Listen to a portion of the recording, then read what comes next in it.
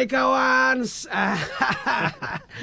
asik. Hari ini gue datang ke studio teman gue, Oka, teman lama. Halo. Nih Oka, drummer.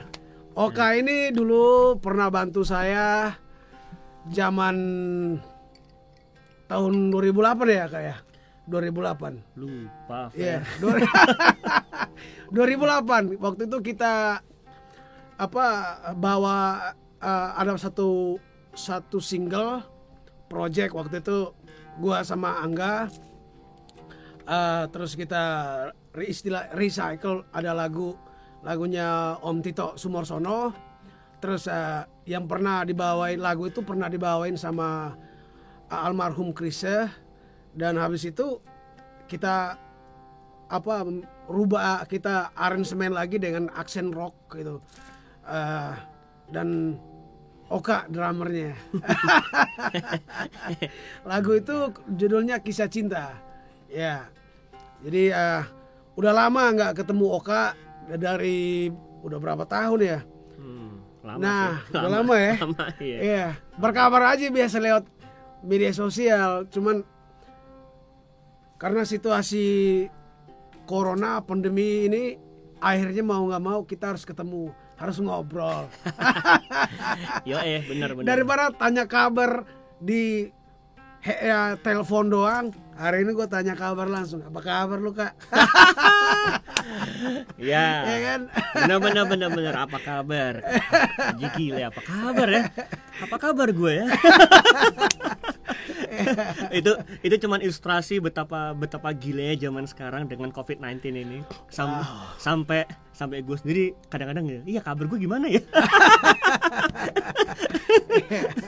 Nah, Oka ini drummer, artinya hari ini gue datang ke studionya dia karena efek dari corona ini ya, pandemi ini, aktivitas musik kita mati semua, dan hari ini gue datang ternyata setup drumnya masih stabil.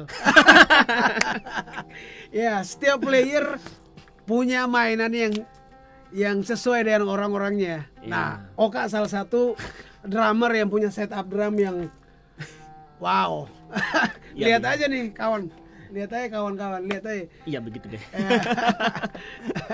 Sesuai kebutuhan. Ya. Bener. Ini itu semua terjadi karena sesuai kebutuhan. Sebelum kita lanjut, kita cheers kopi. Iya. Kopi aja ya. Biarkan kopi yang menentukan obrolan. Oke. Fair enough. Yeah. Fair enough. Iya, jadi gila, gue pertama gue udah lama nggak ketemu Jeffer sih, udah lama. Tepatnya kapan udah deh, jangan tanya, I forgot beneran. Cuman biarpun jarang ketemu tapi masih telepon nanya gimana lu cuman again, berhubung Jeffer nih tipe orang yang sangat direct gitu kan. Nggak mempan di telepon nggak mempan buat dia. Jadi pas terakhir kemarin, kapan kita kemarin ya, yang hey Fer apa kabar? 2 hari lalu ya? 3 hari lalu. Ya pokoknya terakhir, hey Fer apa kabar? Fer ya udah, oke, enggak kita harus ketemu ini. Oke. Masalah dunia lagi stuck, semua aktivitas nggak jalan, musik jangan diomongin, nggak ada tempat. Daripada gua gila sendiri di rumah, mendingan gue cari teman ngobrol. Ya pas banget, gue juga pas lagi free, jadi gue bilang oke, Fer, let's ayo kita ngobrol, karena juga kita udah lama nggak begini ya. Iya, gitu. Benar. Jadi ya tadi kita juga pas ketemu juga, baru ketemu aja udah apa gini beritanya itu kayak wow. Banyak ya yang banyak ya. Aduh. Ya gitu sih. Jadi intinya emang kita udah lama gak ketemu, dan sekalian juga ya berhubung situasi lagi begini, dan emang sekarang sih memungkinkan untuk ketemu, tapi kan nggak bisa rame-rame ya. Ya, gitu. Jadi betul. Jadi ya ginilah kita gitu. Gua dengar terakhir dia ke Australia. Lu ke Australia di tahun Tahun ini. tahun. Tahun ini. Awal bulan Februari. Gua kira dia udah stay di Australia. Tiba-tiba dia di Jakarta. Iya. Wow. Nah, situasi Australia pandemi ini gimana, Kak? Iya. Sulit. Di atas sulit.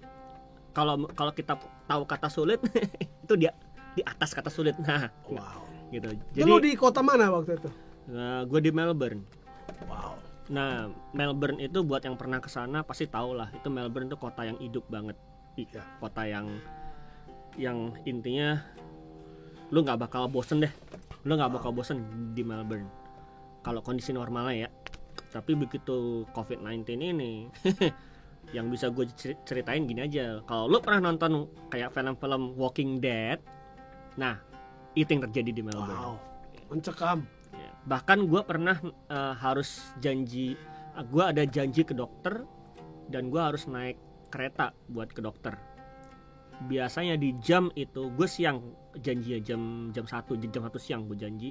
Biasanya di jam segitu yang namanya komuter train itu rame. Wow. Gue waktu itu masuk train cuma sendirian. Gue pikir mungkin ada orang lain masuk. Enggak, satu gerbong cuma gue sendiri. Wow. Wow. Di waktu yang seharusnya kalau secara normal itu bakal penuh. Artinya di Australia, di Melbourne itu protokol kesehatan atau COVID itu benar-benar dijalankan ya? Ketat banget. Jadi jangan sembarangan keluar rumah deh. Ya artinya ini bukan underestimate, tapi ketika lu balik dari sana dalam situasi masih corona itu lu lihat Indonesia gimana, Kak? Jakarta lah khususnya. Cuma satu, hebat ya, berani mati semua di sini, hebat, berani mati semua, beneran. Wow. Maksudnya kalau kita mau kita bandingkan secara lurus ya pasti reaksi orang-orang yang udah ngalamin di sana terus balik sini. Cuma itu reaksinya, hebat. Wow. Berani Oke mati. kawan, sekarang gue mau nanya dia lagi nih. Nah, itu menyangkut protokol kesehatan ya. Kalau untuk aktivitas musik di sana itu gimana, Kak? Mati. Wow. Gue sedih tapi nggak menangis, tapi sedih sih karena gue tahu beberapa tempat konser, konser venue gitu yang istilahnya udah established, itu mereka dalam 3 minggu pertama lockdown close down. Wow. Selamanya karena mereka nggak bisa cover lagi semua biaya-biaya. Lalu musisi-musisi banyak kehilangan pekerjaan karena kontrak dibatalkan karena pandemi. Wow. Guru-guru musik juga banyak yang kehilangan murid karena mereka rata-rata belum siap untuk mengajar secara online karena sebelum pandemik sangat nyaman untuk pergi kemanapun. Jadi mereka akan datang ke rumah muridnya atau murid datang ke tempat sekolah. Jadi hampir nggak ada kendala berarti buat kita untuk datang ke tempat belajar atau guru datang ke tempat kita. Nah, karena saking nyamannya, begitu pandemi terjadi, mereka hampir semua kehilangan murid. Wow. Jadi nggak ada pekerjaan. Untuk yang band, oke, kita ngomong band reguler, band wedding, bubar semua. Wow. Jadi untuk musisi itu nggak ada pendapatan. Recording studio banyak yang tutup, rehearsal studio banyak yang tutup. Nah, kenapa gue tanya Oka soal musik? Karena salah satu tujuannya dia ke Australia itu musik ya, Kak? Bukan. Oh no. Oh, bukan. Berarti hari ini kita harus tahu. Gue kesana sebenarnya belajar teologi. Oh, wow. Tapi gue juga berharap bisa kerja di musik. Seorang musisi belajar teologi, beautiful. Iya, jadi memang aslinya pergi untuk belajar teologi, tapi untuk hidup sehari-hari harapannya waktu itu bisa di musik gitu, kayak mungkin ngajar atau mungkin main musik sama ya gitulah gitu kan. Recording. Ya kayak recording gitu, karena gue juga mixing engineer, jadi siapa tahu dapat job di buat mixing lah gitu. Tapi ternyata semua benar-benar berhenti. Wow. Jadi itu satu, dan gue juga pulang karena waktu itu gue nggak bisa dapat kerja karena juga karena bukannya nggak ada yang mau hire gue, tapi itu momen dimana semua lay off people. Jadi mereka bukannya hire people tapi malah ngelepas people. PHK istilahnya. Wow. Jadi secara massal itu ya. Ya kalau digabungin secara keseluruhan ya massal itu. Kalau secara keseluruhan, tapi kan di berita cuman di sini melepas pegawai, di sini melepas pegawai. Dan saat kita lihat secara keseluruhan massal itu. Banyak yang kehilangan pekerjaan, banyak yang ya kalau dari segi musik itu udah 99% kehilangan pekerjaan. Nah, bagaimana kalau yang soal kontrakan rent? Oke. Kalau kontrak, ini pertanyaan realistis loh ya. Iya. Bagusnya sih ini government di Victoria itu, karena kan Melbourne itu kan di Victoria State, jadi state-nya Victoria. Jadi Victorian State itu mereka setelah pandemic, setelah mereka lockdown, dan mereka juga sadar banyak orang kehilangan pekerjaan gitu. Mereka sih kasih kebijakan kalau kontrakan itu nggak boleh ditarik, dan nggak boleh diusir yang kontrak. Kalau memang yang kontrak itu kehilangan pekerjaan karena pandemik. Wow, berarti peran pemerintah wilayah situ sangat berperan juga, menunjukkan perannya dalam situasi yang berat ini ya. Iya. Jadi ya memang nggak ada upaya yang paling sempurna ya, tapi setidaknya mereka sadar gitu loh kalau kondisi begini banyak kehilangan pekerjaan. Ini yang ada bisa banyak homeless nanti. Dan ini juga bukan kemauan kita karena memang situasi dunia. Iya, ya kan? Iya. Dimana dampak dari corona ini kan kenanya ke semua hal gitu. Iya. Di mana-mana sih sebenarnya. Di mana-mana. Jadi di Indonesia pun juga sebenarnya juga itu juga suatu hal yang sulit gitu loh. Pilihannya nggak cuman A atau B gitu. Jadi kalau misalnya ya kalau pribadi sih, pendapat gue pribadi harusnya Indonesia lockdown, tapi ya tapi bayangin aja kan seluas ini, pulaunya di mana-mana. Terus juga kita nggak tahu apakah di semua tempat ada COVID apa enggak. Jadi memang hampir nggak ada solusi yang solusi yang pas gitu loh. Jadi ini kondisi yang emang aneh, makanya gue bilang sulit di atas sulit. Wow. Nah, dengan situasi yang di atas sulit ini ya gue secara pribadi gak menyangkal bahwa hal ini bukan berarti membuat gue senang, tidak. Tapi gue hanya berusaha untuk tertawa. Gue hanya berusaha untuk membuat keseimbangan dari hati dan pikiran gue biar gue gak kolaps saya. Karena dari situasi seperti ini mungkin berpengaruh ke spiritual kita juga kali ya. Oh iya, sangat. Karena di saat kita apa ya, ini kan istilahnya bukan kita yang mau, tapi kita kayak kejatuhan. Kita kayak kejatuhan. Jadi di situasi seperti ini sebenarnya yang orang-orang yang bisa bertahan adalah orang-orang yang punya harapan. Harapan. Jadi biarpun situasinya sulit, situasinya nggak mendukung, situasinya apapun itu ya, pokoknya yang di luar apa yang kita mau, mereka akan bisa bertahan kalau punya harapan. Dan harapannya itu juga, jangan salah, harapan juga bisa mati loh. Di sini bicara tentang harapan untuk hidup, atau harapan untuk pemulihan secara ekonomi, atau berharap kepada mukjizat dari Tuhan. Sebenarnya kalau itu berharapnya adalah kalau yang dari pengalaman gue berharap yang benar itu adalah berharap bahwa kita semua percaya Tuhan berkuasa kan. Kalau dia nggak akan ngebiarin semua ini sampai selamanya gitu. Jadi ada rencana kebaikan di balik semua ini. Oke, itu keren. Jadi ya. Apa ini bisa dikatakan seleksi alam nggak menurut lo? Tergantung ya. Kalau kayak di negara maju bukan seleksi alam. Kalau di Indonesia iya.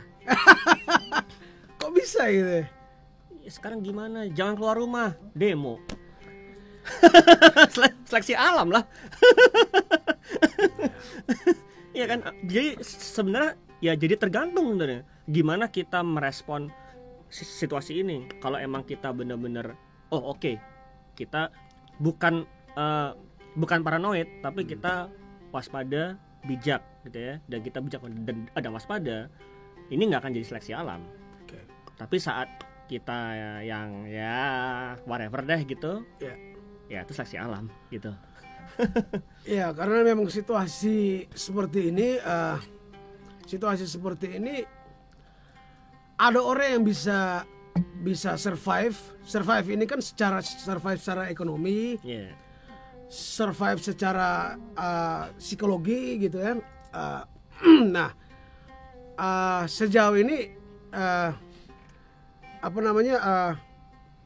beruntung orang-orang yang meskipun secara ekonomi standar atau minimal hari ini dia bisa makan, tapi secara psikologi dia bisa menyesuaikan. Dalam arti gue udah biasa susah ini, ya toh. Bener. Tiba-tiba kalau susah, barang biasa. Ya kan? Terbiasa dengan ya bukan berarti kita harus susah juga. Enggak. Tapi adaptasi. Bisa adaptasi. beradaptasi. Benar.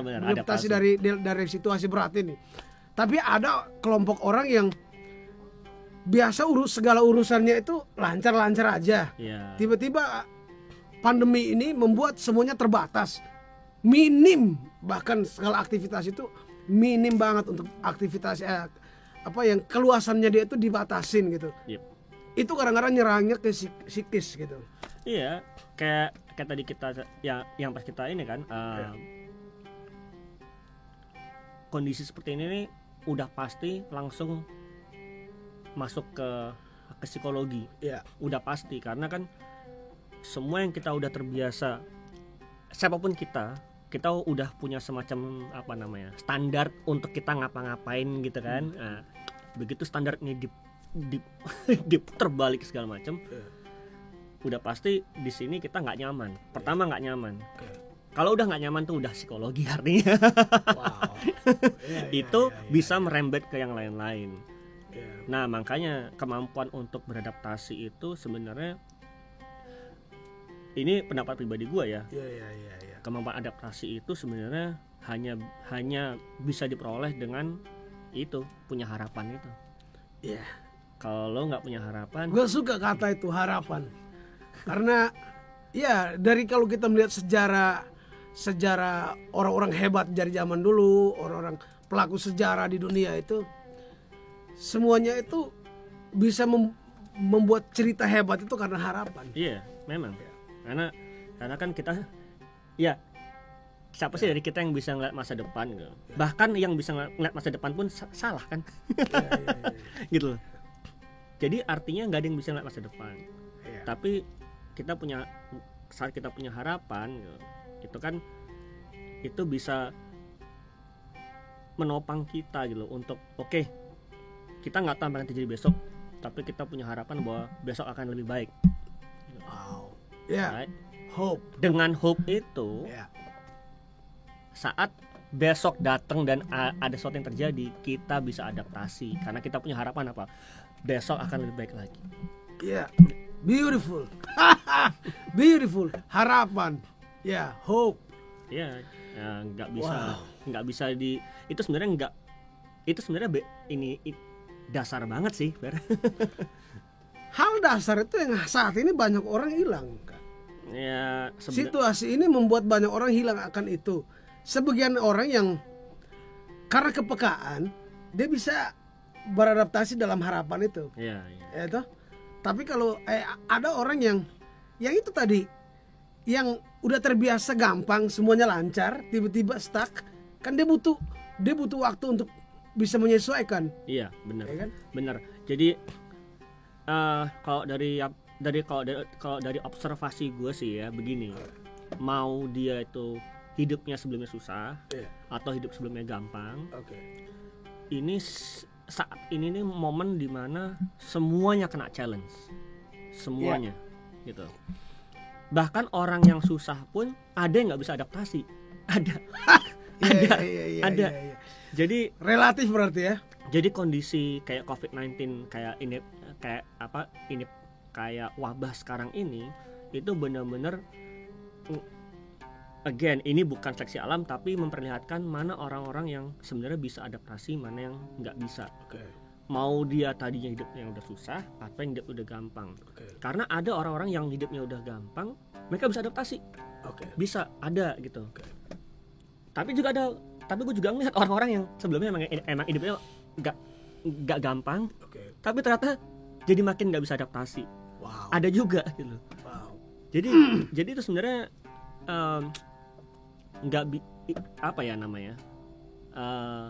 ya relatif jadi sebenarnya.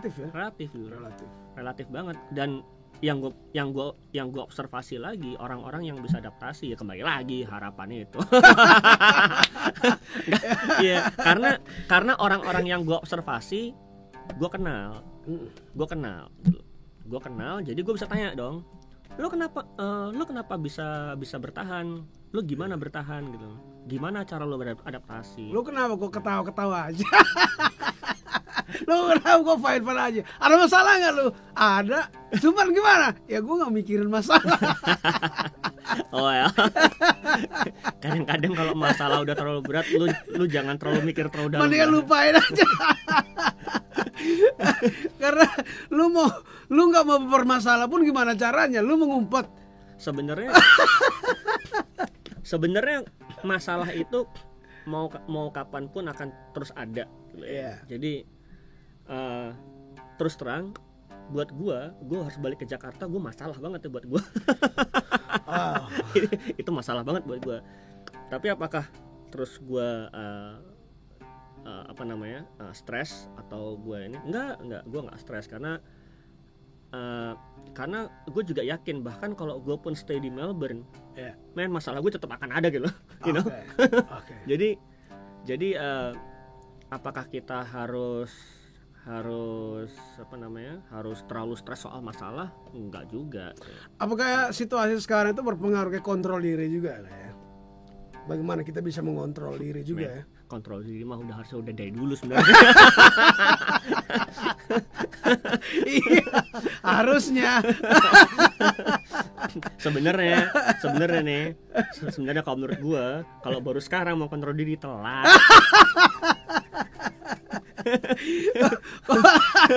Kontrol diri maksudnya biar nggak gila. Iya, kalau baru mau sekarang udah gini telat men. Harusnya dari dulu. Sejak awal gitu. Iya, dari sebelum ada ini segala macam udah dalam hidup itu udah punya kontrol diri. Wah, gila. Orang-orang yang bisa beradaptasi dan yang gue lihat, yang gue observasi mereka bisa melewati semua ini dengan tabah ya. Itu orang-orang yang gue tahu dari dulu udah punya kontrol diri dari dulu. Tapi gue juga observe orang-orang yang dulunya kayak nggak punya kontrol diri gitu. Begitu sekarang gitu mau berusaha, gue gini nggak ada yang berhasil men. Kontrol diri emang nggak bisa dadakan ya? Nggak bisa dadakan. Itu proses. Jadi makanya gue bilang kalau baru mau sekarang lo telat. Maaf tapi lo telat. Itu aja sih. Terus gue bisa ngapain? Ya gimana? Lo punya kembali lagi lo punya harapan nggak? Itu aja. Harapan. Tapi kadang-kadang ada orang bilang begini Kak. Apakah harapan dan doa itu sama? Karena yang gue tahu doa itu punya kekuatan. Doa itu bisa merubah segalanya. Iya. Terus harapan itu juga bisa membuat orang itu hidup untuk menuju ke hal yang baik. Nah, Ya, jadi apakah doa dan harapan itu dia satu kemas atau dia berdiri sendiri-sendiri gitu? Menurut lu? Overlapping. Karena Tuhan mendengar apapun yang kita pikirkan. Berarti Jadi doa itu, nah ini maksudnya doa dan harapan itu, karena orang-orang bijak biasa kan bicara doa dan harapan. Nah maksud gue doa dan harapan itu dia satu jalan, atau doa dan harapan itu dia pada jalannya sendiri-sendiri. kayak tadi gue bilang overlapping itu artinya saling gimana tuh gini. Oke. Jadi itu bukan dua hal berbeda, itu dua hal berbeda tapi juga saling overlapping. Oke. Jadi bisa jadi gini, mungkin harus definisi doa dan harapan itu juga harus dijelasin dulu. Iya. Doa gua nggak tahu kalau buat lo, tapi kalau buat gua doa bukan mantra. Doa itu adalah komunikasi gua sama Tuhan. Ya, oke. Doa itu nggak bisa gua pakai untuk kepentingan gua. Doa buat gua adalah fungsi doa buat gua untuk glorifying God, bukan buat gua. Oke? Jadi doa itu adalah komunikasi gua sama Tuhan. Itu bukan mantra, itu bukan rengean, itu bukan maksa, itu bukan, intinya bukan buat kepentingan gua gitu. Nah, harapan itu dari gua. Tapi jangan salah, harapan juga bisa ditanam Tuhan di hati kita. Oke, nice. Ya. Nah, jadi saat kita mendengarkan harapan yang ditanam Tuhan di hati kita, Tuhan juga mendengar itu sebagai doa. Oke. Itu komunikasi kita sama Tuhan. Jadi, apakah harapan dan doa ini beda? Ya, mereka bisa jadi beda, tapi mereka bisa jadi sama. Overlapping. Oke. Jadi, definisi doa dan harapan tuh juga harus jelas dulu. Di zaman sekarang orang udah menganggap doa sebagai mantra. Dan buat gue tuh salah. Bukan buat gue sih. Menurut Tuhan itu salah. Ya.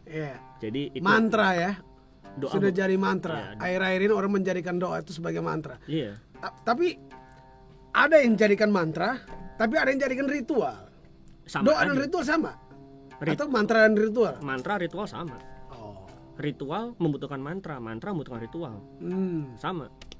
Jadi berarti doa itu kalau menurut gue maksudnya gini, kalau berarti doa itu seperti ungkapan hati kepada Tuhan itu mau di mana aja dalam situasi apapun. Iya. Oke. Iya. Nice. Doa itu berhubung itu adalah komunikasi. Itu komunikasi kita spiritual dengan Tuhan. Bukan gitu kan. Kita semua percaya Tuhan Maha Hadir kan? Oke. Kita semua percaya Tuhan ada di mana-mana dalam saat yang sama. Menarik. Jadi sebenarnya kita bisa berbicara kepada Tuhan di mana aja. Tanpa butuh apapun. Tanpa butuh tambahan apapun. Yang jadi masalah adalah apakah lu udah benar di hadapan Tuhan, itu yang jadi masalah. Nah, gue jadi ingat firman Tuhan. Salah satu firman Tuhan yang dimana gue lupa apa ayatnya, tapi dia bilang begini, berharaplah hanya pada Tuhanmu, karena jangan berharap pada manusia, karena manusia itu punya keterbatasan. Jadi berharaplah hanya pada Tuhan dan Allahmu gitu. Jadi ya benar kata Oka, harapan, hope, berharap hanya pada Tuhan, karena kita ini siapa dan mau ngapain kalau dihadapkan dengan hal berat seperti ini, ya kan? Benar. Dan semua itu menurut gue koneksi atau connect itu karena ada frekuensi. Menurut lu gimana? Frekuensi, hubungan. Frekuensi itu memang hal natural sih, itu memang ada di mana aja. apapun menggunakan frekuensi. Kita gunain wifi aja juga frekuensi, bukan? Iya. Kita pakai telepon kita sekarang, handphone semua tuh pakai frekuensi. Kayak tadi Jaffer sempat cerita tadi sekilas, coba tuh kayak mixing, mastering apa frekuensi kan, iya bener Fer. Dan hari ini kita ngobrol sini itu karena frekuensi juga. Iya. Ya kan? Harus ya gua apa ya istilahnya? Gue sih yakin itu bukan ada. Gue yakin itu bagian dari hidup kita gitu. Dan kita nggak bisa bohong saat pernah nggak kita ketemu orang yang kita langsung ngerasa nih kayak frekuensi kita nggak sama nih. Oh ya.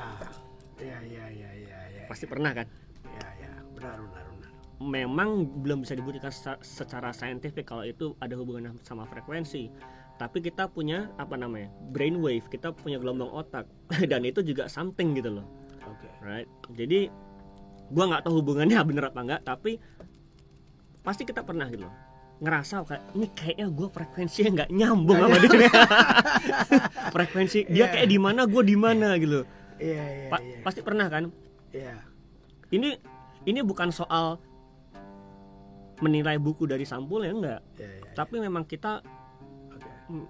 emang bagian dari kita gitu. Nah, artinya kan sejauh ini contoh dekat aja ya. Gua sama Oka ini udah nggak ketemu udah lama. Iya. Tapi tiba-tiba kok komunikasi lewat handphone, komunikasi lewat telepon, seru-seru aja terus. Ya kan, ketawa-ketawa aja. Bahkan gue kemarin 3 hari lalu dia kontak gue, Kak, kayaknya gue malas kalau ngomong di telepon mulu. Ngobrol di studio aja lah. Ya udah, kapan lu kemari? Nah itu karena frekuensi itu selalu terjaga gitu. Jadi frekuensi alam ya. Iya. Alam bawah sadar kita itu selalu aktif. Jadi dalam pertemanan itu kita dengan siapapun, kapanpun, dan bahkan kita ketemu orang baru pun kalau memang frekuensi kita nyambung, udah kayak kita kenal, udah lama aja. Iya, benar, ya kan? Benar. Emang benar. Jadi itu apa ya? Lagi-lagi secara saintifik itu belum bisa dibuktikan, tapi itu ada. Itu terjadi gitu. Jadi memang kita memerlukan orang-orang yang frekuensinya hampir sama. Nggak perlu sama karena setiap orang pasti nggak bisa sama persis. Iya. Tapi hampir sama. Konektivitasnya itu konektivitasnya. Jadi kalau misalnya kita, sekarang gini deh, pernah nggak sih lo pada ini memaksakan diri untuk kerja sama orang yang frekuensinya beda? Pernah nggak sih? Pernah kan? Pasti pernah. Lo pasti juga bakalan. Pernah gue. Aduh, gue malas banget nih. Iya. Bukannya malas karena apa, tapi karena pasti ada itu. Yang nggak nyambung itu. Nah, itulah. Jadi, iya itu memang ada dan itu memang bagian dari hidup kita. Menurut gue itu juga penting untuk dipertimbangkan kalau kita ketemu orang baru. Frekuensi itu hampir sama kayak cinta gitu ya kayak. Kita nggak tahu kapan kita suka orang dan orang pun nggak tahu kapan dia suka kita. Nah, kalau itu gue belum tahu tuh. Karena itu rasa itu ada, tapi kita nggak tahu kapan dia akan muncul. Sama dengan kalau frekuensi pertemanan pun sama kan. Ketika kita ketemu orang baru, kita katakanlah gini, ada 2 orang bertemu di halte, terus tiba-tiba hujan, cuman berdua doang nih, mau saling ngobrol apa enggak? Tunggu bus, ya kan? Iya. Hujan deras. Nah, kalau sekadar basa-basi itu standar. Tapi kalau memang ada frekuensi, pasti komunikasi. Iya. Sama dengan sama kayak ada satu cewek sama cowok ketemu di mall atau ketemu di pertokoan atau keramaian gitu, ada acara bazar apa gitu. Begitu ketemu, dia lihat loh, dia di sana, dia ini di sini, tiba-tiba ada connect gitu. Wah. Iya. Hanya faktor jarak, kadang-kadang faktor skala atau jarak gitu. Iya, Bisa juga. Bisa juga. Karena kayak gue bilang, gue belum tahu kalau soalnya itu. tapi tapi iya bisa terjadi gitu. Nah, maksudnya itu nggak akan disangkal, tapi juga nggak akan Ya artinya gue di-confirm. kembali ke itu yang sains itu ya, tadi bahwa hal-hal seperti itu belum bisa dibuktikan oleh sains, ya kan? Iya memang. Tapi secara hidup Secara dia ada. kita udah observe itu gitu. Oke. Ya kalau memang secara hidup kita udah observe dan emang terjadi, ya artinya kita nggak bisa mengabaikan juga kan gitu loh. Ya. Gitu. Nah inilah pentingnya kontrol diri dari dulu. He's the man. Iya kan? Sekarang gimana lo ngontrol ini frekuensinya kalau lo nggak punya kontrol diri dari dulu? Nah, itu dia gitu. Masuk. Kata orang-orang di tongkrongan luar sana, masuk barang itu, Bang. Ya, nah jadi ya sebenarnya gitu sih Pak Ramin, dari apa ya? Maksudnya secara manusia gitu ya. Kita tuh sebenarnya ada semua itu. Oke. Dan biasanya kalau dari sejarah, saat manusia itu dihadapin sama tantangan yang berat, nah itu tuh di situ bakal kelihatan, bakal kelihatan mana yang bisa mengelola frekuensinya, mana yang enggak gitu. Nah ini juga di musik pun ini juga hal yang sama sih sebenarnya. Justru gue ngeliat ini lebih banyak di musik sebenarnya. Right? Ada orang, gue lagi bikin album sekarang. Ya. Oke. Nah, buat album ini gue minta tolong. Jadi karena gue nggak mampu bayar, terus terang gue nggak mampu bayar. Jadi gue minta tolong untuk orang-orang yang mau untuk bantu gitu. Apalagi album ini nanti juga hasilnya akan gue sumbangkan. Jadi gue nggak akan ngambil sepeser pun dari album ini. Wow. Jadi saat gue minta tolong, saat gue nanya beberapa orang gitu ya, hati gue pengen nih si A bantu gue karena gue yakin kalau dia main di lagu ini bakal keren kan? Wow.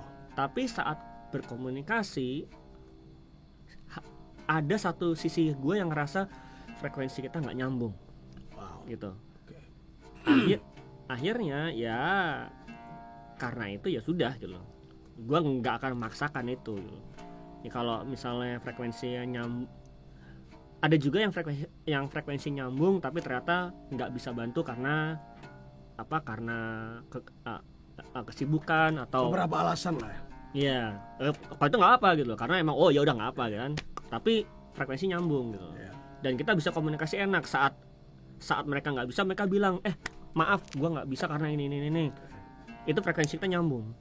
Kalau frekuensi yang nggak nyambung, hey gimana, krik ya udah frekuensi nggak nyambung.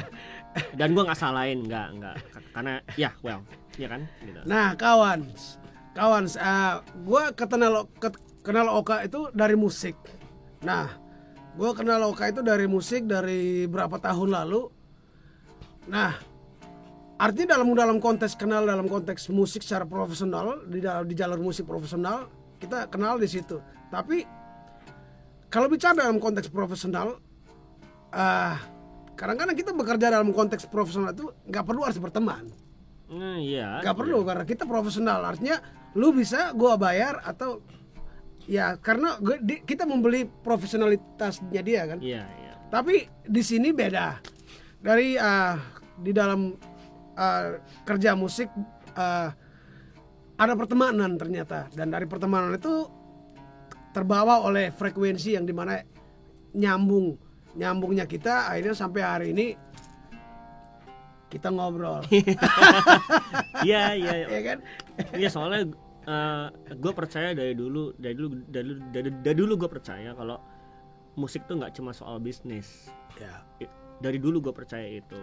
Dan gue sering kali diajak beberapa orang gitu, hey man, lu kalau nggak bisnis mati lu gitu.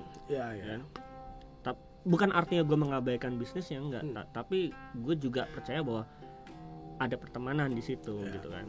Dan gue sih fine aja kalau misalnya ada yang cuman sekedar hubungan profesional sama gue gitu. Gue nggak masalah, tapi gue juga akan dengan senang hati kalau misalnya ternyata kita temenan jadi temen gitu. Gue nggak keberatan, karena buat gue itu bagian dari hidup di musik gitu loh. Gitu. Jadi ya makanya kalau Jafar bilang gue bilang ya kalau gue sih seneng aja, you know. Emang gue intinya seneng dapet temen kok gitu loh. Dapet temen emang main musik juga right gitu. Gitu. Artinya kan realita kehidupan ini kan banyak hal gitu. Ada yang orang bekerja sama karena profesional, profesional bisnis. Ada yang di dalam profesional bisnis dia melihat bahwa orang ini pantas untuk jadi teman, kepantasan. Ya kan, kepantasan. Atau orang ini kayaknya asik nih buat selain musik buat teman ngobrol, sharing gitu. Tinggal bagaimana cara kita ngolah aja. Tapi kalau untuk gua sama Oka sejauh ini dari awal kita ketemu karena musik profesional di jalur musik, ya jalur yang kita geluti masing-masing. Gue lihat ada faktor pertemanan yang asik sih di situ. Jadi thank you Fer, thank you. Ya itu harus diakui, gue akui itu. Dan sampai lama kita nggak ketemu, kita saling berkabar, tetap ketawa-ketawa aja, seru-seru aja, kayak nggak ada masalah, atau kayak kita tidak ada jarak gitu. Ya kan, tidak ada jarak. Ini hanya masalah waktu aja, dimana kita akan duduk, ketemu, ngobrol, ketawa-ketawa. Artinya kan pertemanan itu menurut gue penting, karena berteman itu bukan hanya lu ada apa atau lu bisa bantu gue apa, no, bukan itu. Tapi ngobrol, dari ngobrol itu kita ada banyak hal yang kita ambil dari situ. Benar. Artinya kita kayak merefleksi diri gitu, ya kan? Iya, benar. Saling merefleksi bahwa, kita nggak bisa sendiri. Iya, well, sebenarnya kalau masih pada ingat dulu kan kalau pernah ada yang dapat pelajaran sosial atau apapun, manusia itu kan makhluk sosial. Yes. Ya, jadi memang kita membutuhkan komunitas. Komunitas itu kalau bahasa kasarnya, komunitas itu salah satu hal yang mencegah kita jadi gila gitu. Gitu. Jadi emang penting gitu loh. Lo punya temen, bukan cuma temen tapi bukan cuma temen yang soal bisnis doang, tapi yang benar-benar akhirnya jadi kenal. Terus dalam pertemanan pun kadang-kadang beda pendapat itu biasa. Biasa. Iya, kalau Jafar suka kopi hitam, ini gue nggak suka. Biasa itu. Biasa. Malah kemarin gue bilang, lu mau kopi hitam nih gue kasih. Tapi gue nggak suka gitu. Tadi gue mau request yang lain sih, cuman biar kopi hitam aja. Ya itu we disagree on that, tapi ya nggak apa gitu. Ya karena maksud gue kan itu tadi kayak gue bilang, yang lo bilang frekuensi. Jadi di frekuensi itu ada yang primary, ada yang secondary. Kita kalau yang secondary nggak setuju, fine lah gitu. Fine aja lah. Justru kalau yang sampai secondary-nya sama, gue malah creepy malah gitu. Siapa nih orang? Semua sama kayak gue. Ngeri gue malah kan. Jadi jadi ada yang kita setuju. Nah, yang kita setuju adalah yang primary ini kita setuju tapi yang secondary kita bisa setuju bisa enggak.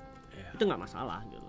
Ya itu kan kayak soal kopi kan, itu kan ini secondary dong gitu. Alright. Jadi gue ini black coffee. Aduh, fair gue nggak gitu. Ya begitu aja gitu. Jadi kalau di dalam hubungan sebenarnya bukan cuma pertemanan doang sih. Di segala macam bentuk hubungan kita bisa nggak setuju dalam beberapa hal. Gitu. Tapi bukan artinya terus kita nggak setuju semua gitu kan. satu dua hal ya kita pasti kita ada nggak setujunya, Yeah. pasti. Disinilah pentingnya apa yang waktu itu pernah kasih tahu teman gua, apa itu konsepnya weigh in and buy in. Weigh in itu artinya mempertimbangkan, buy in ya udah ayo gitu. Right? Jadi tergantung kalau misalnya ada sesuatu yang kita kerjain bareng, kan? Kalau ternyata kita nggak setuju tapi ketidaksetujuan kita tuh nggak membawa dampak ini positif, mendingan kita go along aja gitu. Gitu. Jadi ya begitulah, timing penting. Oke kawans, hari ini menurut gue hari yang spesial karena gue ketemu teman lama. Gue datang ke studionya dia. Kemarin dia ke Australia, alatnya udah pada dijual-jual semua. Ternyata hari ini semuanya komplit lagi. Wow. Puji Tuhan. Ya. Terima kasih. Cuman 2 bulan. Tadi katanya cuman 2 bulan semuanya kembali lagi dan dia bisa produksi album baru lagi. Dan tadi gue sempat dengar albumnya dia, beberapa sampel yang dia kasih dengar. Konsepnya keren. Terima kasih. Salah satu yang bikin gue interesting banget, gue suka itu konsepnya ini tidak umum. Ya, tidak umum. Mudah-mudahan kalau dia selesai kelarin albumnya ini kita semua bisa nikmati. Gue mau bocorin temen, jangan nanti lu ketahuan, lu tahu keburu tahu deh. Ya kan? Sebenarnya. Tapi ya pasti konsepnya top, keren. Gue kagum aja tadi datang sampai, wow, progresnya gokil, keren. Ya itu semua juga, ya gue juga heran sih gitu, tahu-tahu gue udah sejauh itu progresnya. Ya artinya kan dengan kehadiran gue hari ini datang, gue termotivasi juga, punya semangat bahwa diam-diam dia mengerjakan satu proyek yang nggak umum, tapi dia berani. Karena mayoritas orang membuat dengan cara yang umum, memproduksi memproduksi musik dengan cara yang umum, yang kalau bisa cepat keluar, jual dan dapat uang dan bla bla bla. Tapi hari ini ada sesuatu yang spesial. Yeah. Memotivasi gue juga untuk gue bisa berkarya dengan cara yang berani. Itu aja.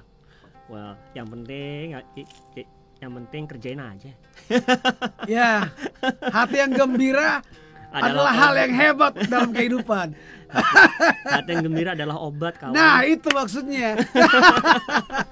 Jadi tadi gue juga sempat dengar sampelnya lagu Jepper yang dia bikin, dan gue cuman, hey, lu kenapa nggak rilis itu, bro? Oh beneran bagus banget. I was like, hey, lu kenapa nggak rilis tuh? Bagus itu. Jadi ya gue tadi juga istilahnya kalau emang ada hal-hal yang bisa dilakukan sekarang gitu kan, kayaknya kita perlu lakukan kalau memang kita bisa gitu, karena itu juga ngasih harapan untuk lagi-lagi harapan kan. Ngasih harapan untuk orang-orang lain juga gitu. Jadi sekarang kita gue sendiri main musik sekarang bukan buat gue sendiri sebenarnya. Gue udah nggak peduli gue mau jadi rockstar apa enggak, gue kagak peduli. Sekarang gue main musik. Salah satu harapan gue juga bisa ngasih harapan ke orang-orang lain gitu. Oh ternyata dengan semua kejadian-kejadian sekarang ini masih ada gitu cara-cara dan kemampuan untuk bikin sesuatu gitu kan. Jadi artinya kalau kita cuman sekedar ngeliat wah kondisi begini terus kita nggak bisa ngapa-ngapain segala macam, gue jamin tahun depan lo 100% gila. Nah, oke kawan, dari obrolan yang dari tadi udah panjang lebar ini, gue ambil satu kesimpulan, ternyata cuma di harapan. Semuanya akan menjadi baik kalau kita hidup dengan harapan. Memang nggak gampang, nggak akan gampang, yang pasti nggak akan lebih gampang. Tapi kita punya harapan kita punya harapan bahwa besok akan lebih baik dari hari ini. Itu cukup, Fer. Beautiful. Buat kita nggak perlu khawatir apa yang akan terjadi besok. Ya. Cukup hari ini, kesusahan hari ini cukuplah untuk hari ini. Ya, gue jadi inget tuh ada di Besok. firman Tuhan tuh. Besok ada kesusahan sendiri. Iya. Gitu. Iya. Jadi harapan kita itu sebenarnya yang diajarkan oleh Tuhan sendiri Ya. adalah udah jangan terlalu khawatir besok. Ya. Hari ini jadi berkat buat orang lain. Harapan is the best thing. Jadi ya gitu sih Fer. Gue sih paling ya kalau bisa gue bilang dari harapan tuh lari kemana ya sebenarnya udah jelas. Kalau lu punya harapan, lu akan berani untuk ambil tindakan gitu kan. Ya misalnya gue berharap tahun depan situasi akan membaik misalnya. Oke, dengan harapan itu gue akan lakukan ini buat tahun depan. Alright. Tapi bukan artinya kita bukan artinya kita sok tahu enggak. Karena bisa jadi apa yang terjadi bisa jadi di tahun depan kondisi nggak seperti yang kita bayangin. Ya. Tapi ya itu jangan pernah hilang harapan. Gitu. Fondasi itu harapan. Ya, harapan, hope. Ya kalau misalnya mau ini sih belajar kontrol diri juga. Oke. Gitu. Ya. Oke guys, gimana Ya. Fer? Oke kawan, kesimpulannya kembali pada titik harapan. Oke Dan. Oke Den, sampai ketemu di waktu yang lain. See you guys. See you.